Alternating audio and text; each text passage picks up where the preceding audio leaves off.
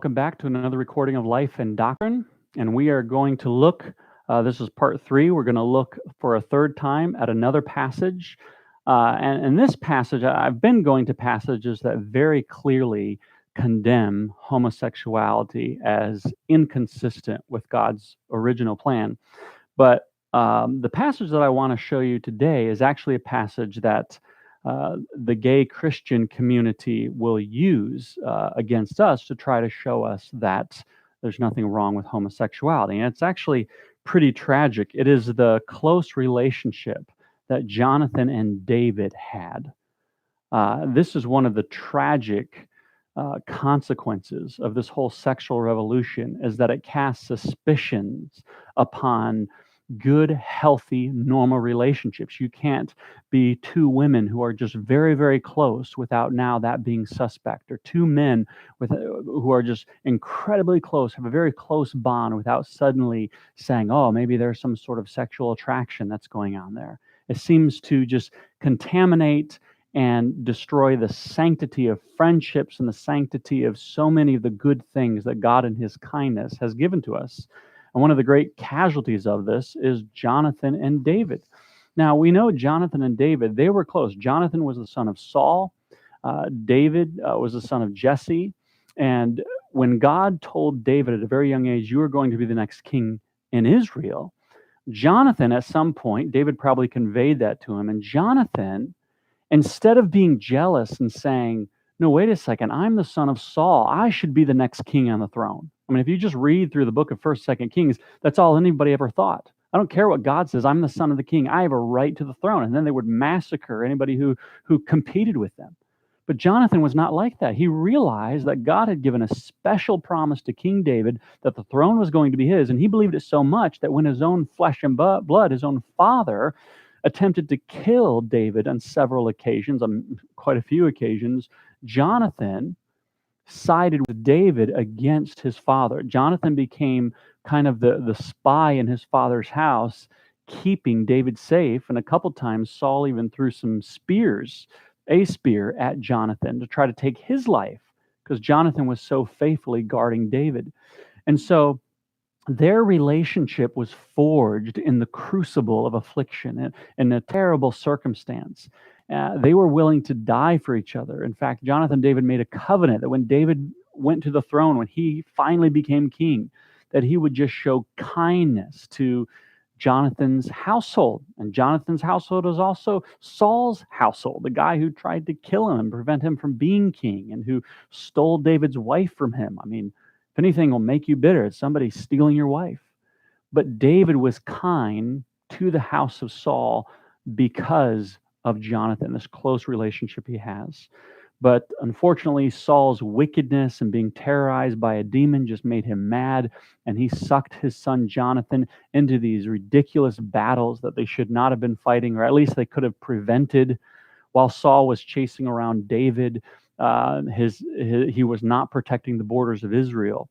And so if you could watch the borders of Israel while Saul is using all his military power to chase David, you would actually watch the borders of Israel shrink, primarily the western border, because the Philistines kept raiding and kept crowding in and shrinking the territory. But Saul didn't really seem to care, because he was too obsessed with killing David.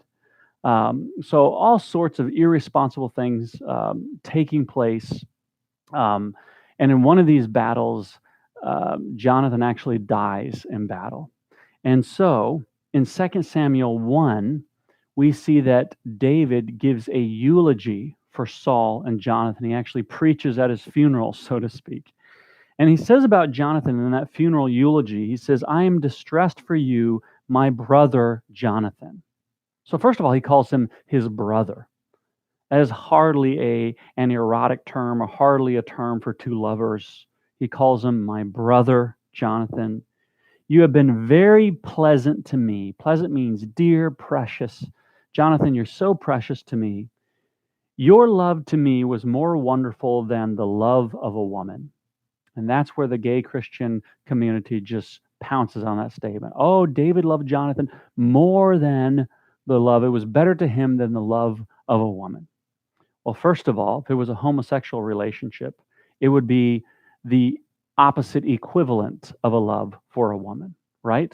It would be the exchanging of a love for a woman. But he doesn't say that. He says greater.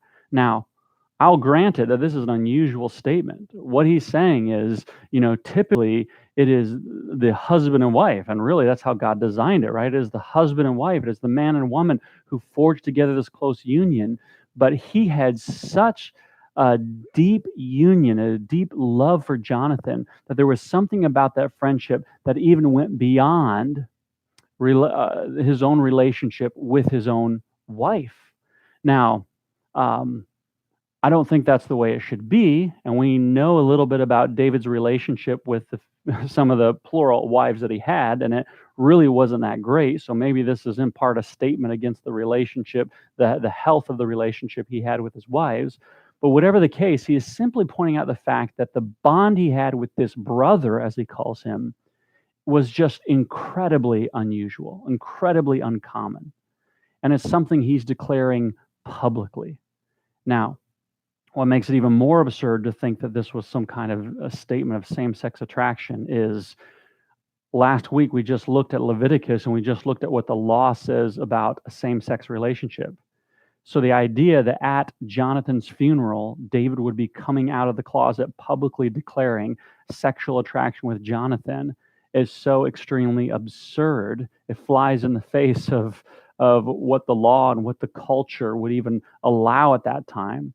And so there's so many things that are so unrealistic about it, besides the fact that there's nothing in this language whatsoever that would suggest anything sexual, anything of that kind of homosexual longing. This is simply talking about this incredibly unique relationship that David had with Jonathan. He's grasping for terms. His heart is broken, and he's saying, "This is my dearest friend, my companionship with him, the joy that he brought me, the benefits that he brought me was even greater than what we typically see between a man and a woman." That's all he's saying. Extraordinary statement, but in no way indicates any sort of perversion that the gay Christian community would subjectively love to use as evidence for their absolutely unbiblical opinion. So that is 2 Samuel 1, 26 and 27. Just good to understand exactly the context and what's going on there.